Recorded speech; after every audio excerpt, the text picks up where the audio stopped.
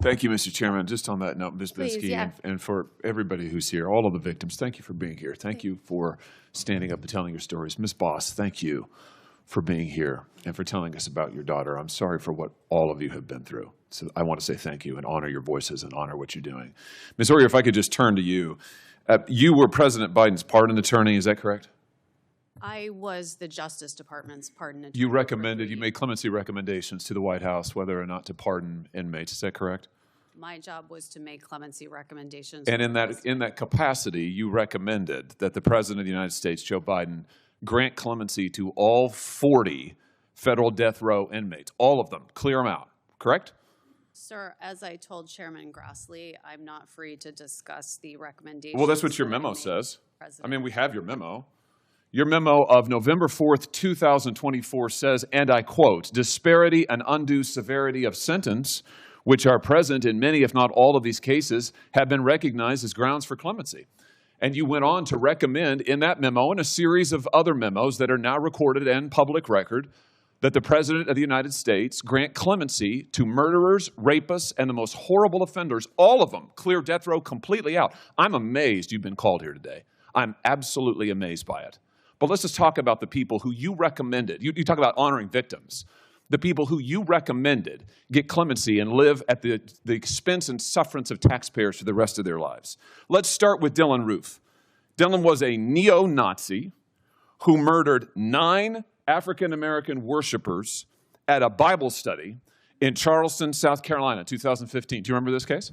I do remember it very well. I would hope you did. Here's his victims. Do you want to look at them? There they are. 9 of them at a Bible study in a church, killed in cold blood. The DOJ knew from day one that he had decided, I'm going to quote from the prosecutors, decided to attack African Americans because of their race. He further decided to attack African American worshipers in a black church in order to make his attack more notorious. More notorious. And yet you recommended that he be granted clemency, live at the expense of taxpayers for the rest of his life, substitute your judgment for that of the American judicial system. Do you stand by that recommendation today? Sir, I'm not going to comment on the recommendations that I made, but I can tell you that Mr. Roof is going to die in prison as...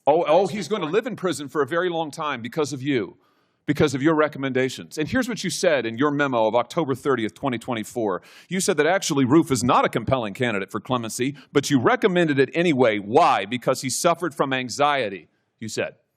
Right? He suffered from anxiety.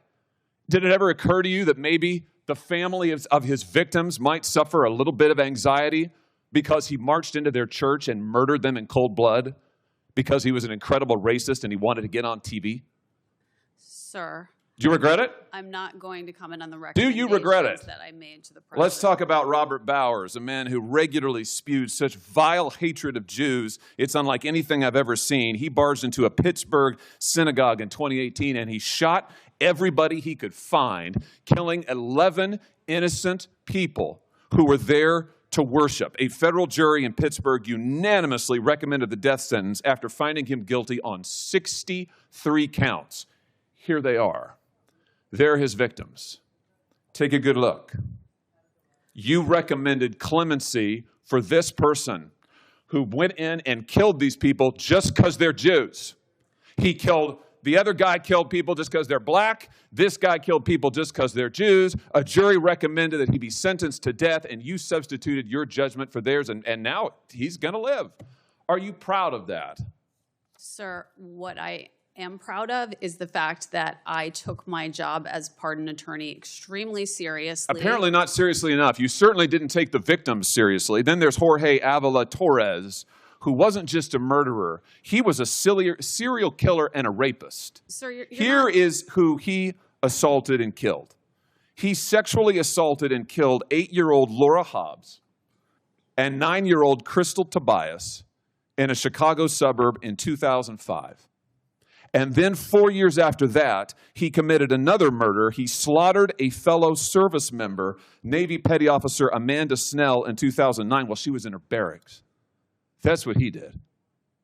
And you recommended clemency for this individual, and now he'll live his life at the expense of taxpayers because you substituted your judgment for that of the American judicial system, jury, judges, the whole lot, and yet you're here to tell us that you're somehow a victim?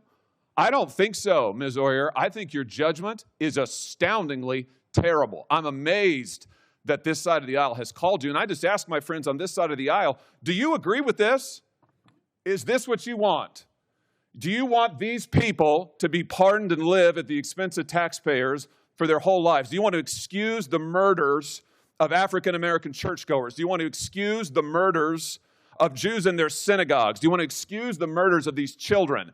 Because that's what she did, and now she's online hawking products to try to make money off of it. I see you've got your own website where you put your face on baseball caps and mugs, thelawyeroyer.com. You're trying to make money on this?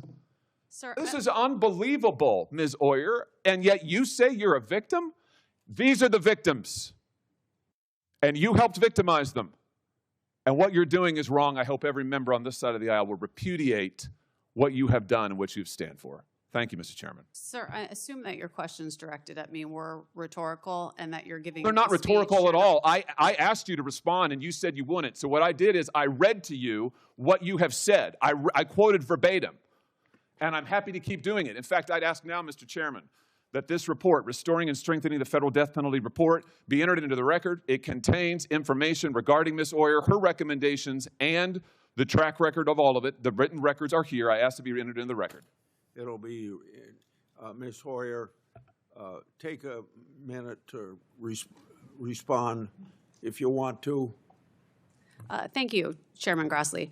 I, under President Biden, just like under President Trump, had a job to do, which was to make recommendations to the president about how to best accomplish their clemency objectives. I put the utmost effort into doing that in a way that was consistent with the interests of the justice system and all of its stakeholders, which includes crime victims, as well as defendants, as well as family members, as well as judges, as well as prosecutors, all criminal justice system stakeholders. The process that I presided over was one that was beyond reproach. What's happening now with clemency is an absolute disgrace, and I'm sorry that I can't answer the questions about the specific recommendations in this public setting, but I would be glad to meet with any members of this committee who have concerns privately to discuss to the extent I can what your Privately, concerns why don't you are. meet with the victims' families? Here's the disgrace. Senator Whitehouse. Support journalism you trust. Support PBS News. Donate now, or even better, start a monthly contribution today.